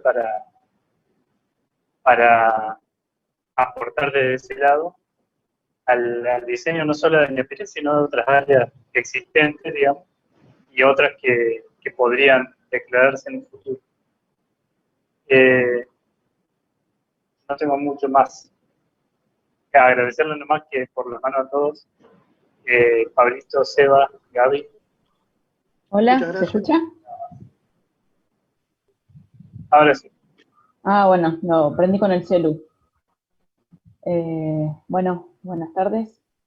Quería saber con quién, pues yo estoy dentro del área de la oficina, trabajé con Gabriel, inclusive ahí con respecto a acá ya está. Quería saber con quién habían hablado por el tema de lo que estuvieron hablando, en realidad. Eso simplemente para después poder hablar con esa persona. Y nosotros tuvimos una reunión con Gaspar Borra, y después también nos juntamos con Ángela Villa de Moros, Blas Fandiño, y vos estabas también en esa reunión, si no me falla la memoria. Ah, sí, la primera reunión.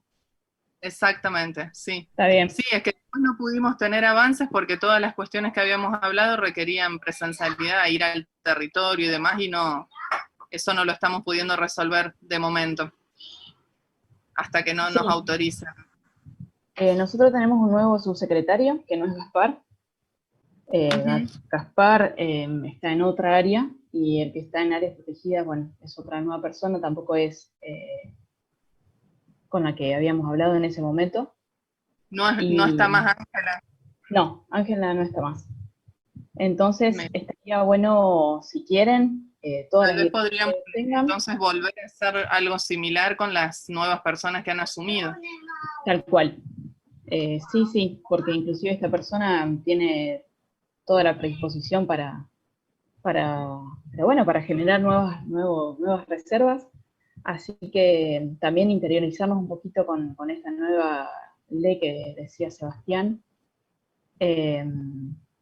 A ver, yo como le decía a Sebastián, estaría bueno, o sea, antes de que cualquier diputado saque cualquier ley, verlo antes, tratar de, no sé, de que se haga de la mejor manera posible, porque una vez que sale un proyecto de ley es difícil de modificarlo. Hay distintas categorías de manejo en donde se puede buscar la manera de generar un área protegida.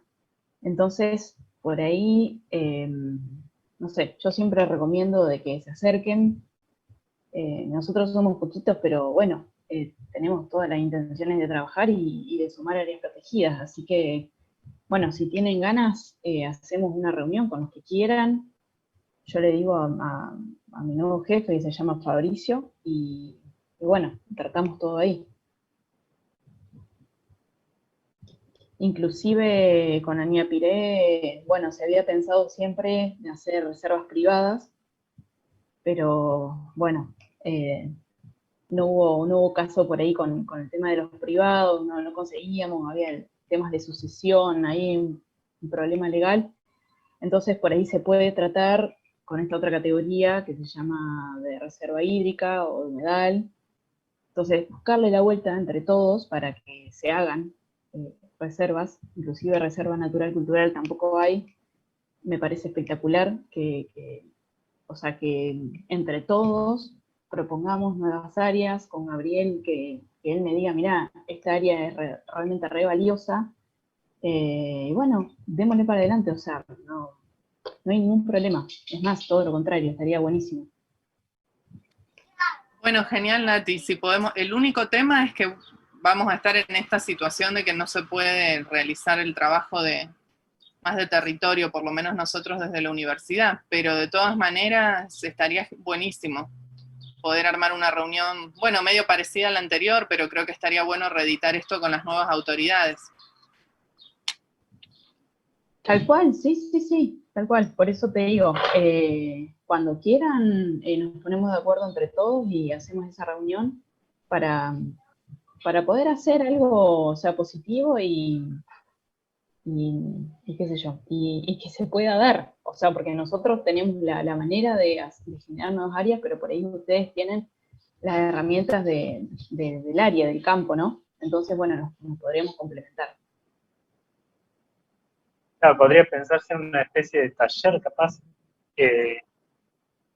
involucrando, digamos, varios actores, así como para el diseño y evaluar con ustedes a ver qué pasos a seguir, porque es verdad eso lo que dice Nati, de que a veces cuando se presenta una ley, después una vez que ya no se puede modificar, a veces está bueno discutir un poco más antes de dar ese paso.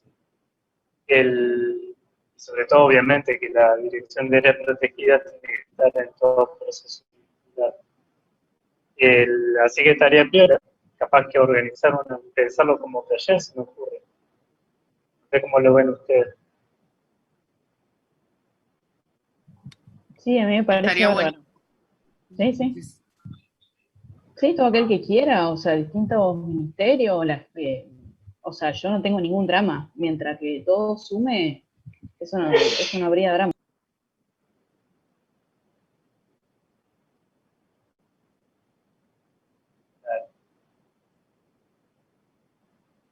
No, inclusive, bueno, con Gabriel después, no sé si él sigue en el mismo lugar de trabajo, pero bueno, la idea es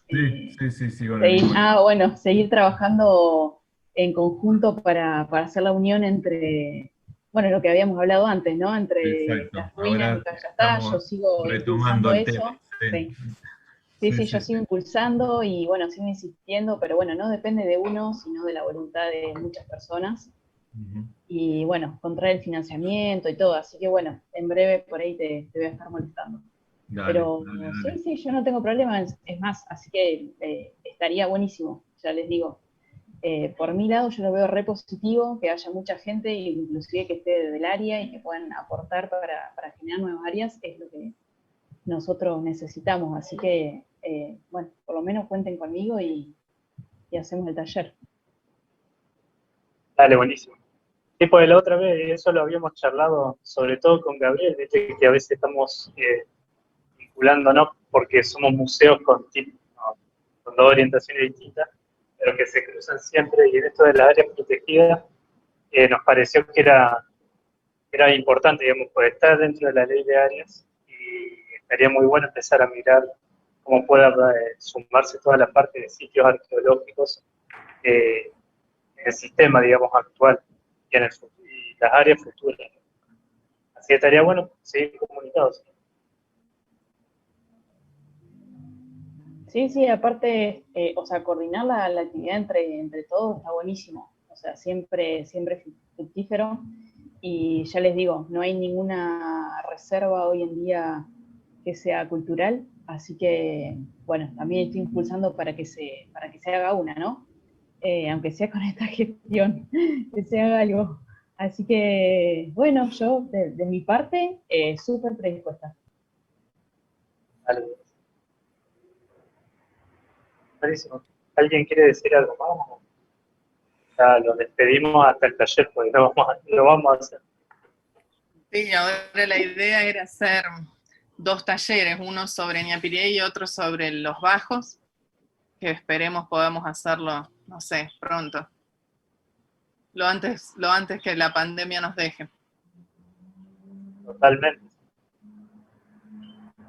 No, yo creo que el Bueno, año que viene vamos a poder hacerlo. esperemos que Esperemos. sí. Si no estamos al horno. Esperemos que sí, porque va a estar complejo si no. Bueno, muchas gracias de nuevo. Y estamos seguramente en contacto por estos temas. Ya en cuanto podamos reactivar algunas cuestiones presenciales, vamos a volver a molestarlos y molestarlas seguro. Buenísimo, Gracias. muchas gracias también por la invitación y por dejarme participar. Así que bueno, nos estamos viendo. Nos estamos encontrando. Gracias. Que termine bien el Chao. año. Por si Hasta luego. volvemos Nos vemos. a estar. Chao.